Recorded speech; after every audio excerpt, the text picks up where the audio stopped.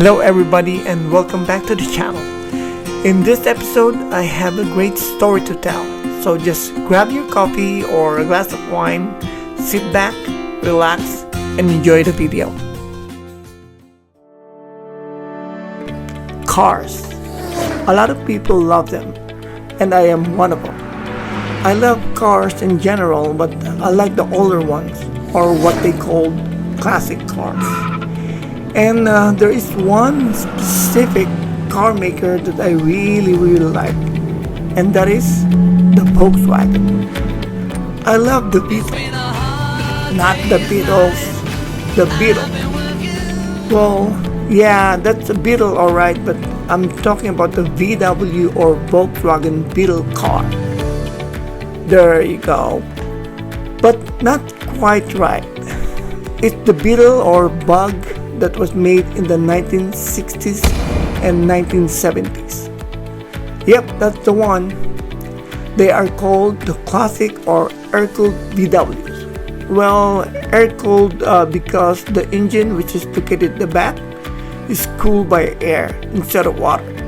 That's why you will not see any radiators in this car. It all started when a friend of mine sold me his 1968 Bug, just like this one. Now, after driving it and then learning the in and out of that vehicle, I was hooked. Or in the VW world, I was bit by the bug. And not just me, because this car was sold all over the world and became really popular. So a lot of people became obsessed with this German engineering marvel. In fact, to this day, there are a lot of car shows and clubs dedicated to it. Now, Volkswagen built different models besides the Beetle. This one is called Kugelwagen and Schwimmwagen, which was used by Germany during the World War II. And of course, the iconic bus or transporter. This is Carmen Ghia, and this one is, they called it the Thing in America, or Safari in Mexico, and Type 181 in Germany. This is a notchback, fastback, squareback, Brasilia, and this one is Omega. And I'm sure there are other models that I forgot to mention. Well, the good thing about this vehicle is that a lot of parts are interchangeable, meaning that a lot of parts are the same on different models, especially on the engine parts. You can literally swap the whole engine between a 1967 Bug to a 1973 Thing or Safari, and so on and so forth. Yes, they will break if you did not do your maintenance, but it's also very easy to fix. The platform of the chassis of this car is also very universal. That's why a lot of people build their own vehicle out of it. You can also buy kits for it, like the iconic Mayor Monk's Dune Buggy. There was also the MP Sportster and the elusive Vru Baker van. And there's a lot of sunrails and many other types of vehicles that were built out of this chassis.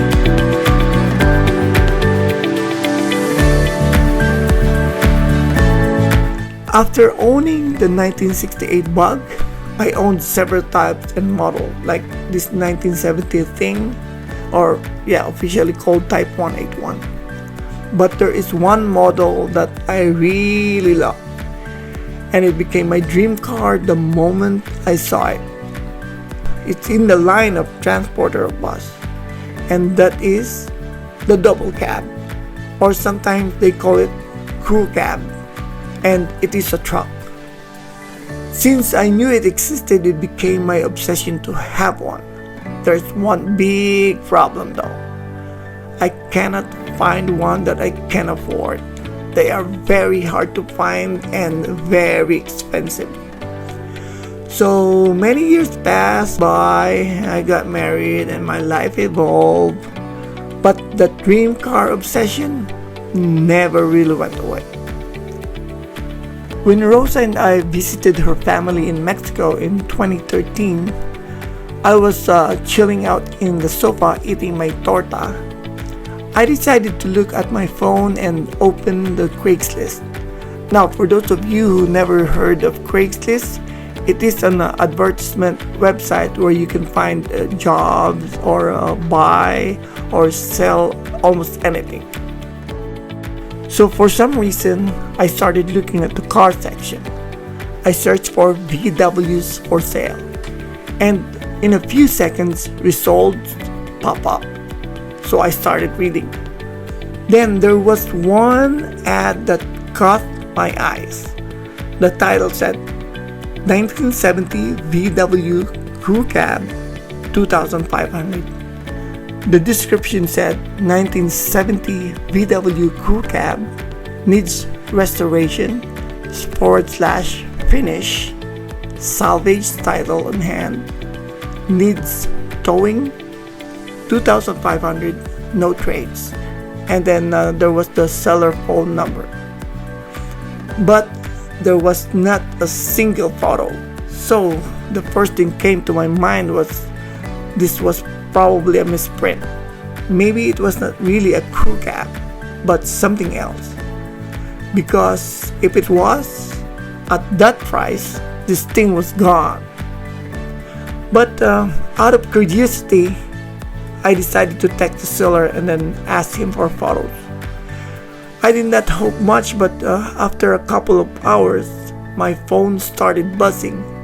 And when I opened my phone, my jaw dropped. I couldn't believe what I was seeing. Photos of a real VW double cab. I quickly texted the seller and told him that I'll buy it. But he said that a person was on the way to look at it. I immediately asked him if he can call the other person and tell him that it's been sold already. And I didn't know why, but he agreed. So after all that, I asked him all the information I needed, and then I called my sister-in-law at home in California. And I asked her if I can borrow 2,500, go to this address, pay the person, and get the title of the vehicle. I told her not to ask any question to the guy and that I'm going to get the car once I came back home. After 45 minutes, she called me.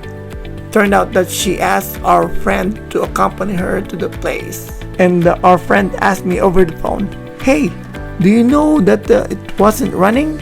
I said, "Yes, I know. Just give him the money and get the title." "Okay, but do you also know that it has a salvage title?" And I replied, "Yes, I know. Just give him the money and get the title." So my friend said, "Okay, as long as you know." Now, I didn't hear from them after a few hours, so I was very anxious what happened. All of a sudden, I got text from my sister telling me, "Okay, the vehicle is here now in our driveway." And she texted me photos of our driveway with a 1970 VW double cab. They said they were not comfortable leaving the vehicle there after paying for it, so they called a tow truck to bring it home. I was jumping with joy and can't wait to go home. When we were finally home, I still can't believe that I finally have my dream car in our driveway. Now, the big question is, did I really strike gold, or I just bought me a 2,500 paperweight? Well, let's find out on the next episode. So please stay tuned and give us a thumbs up, and please don't forget to subscribe. See you guys in the next one.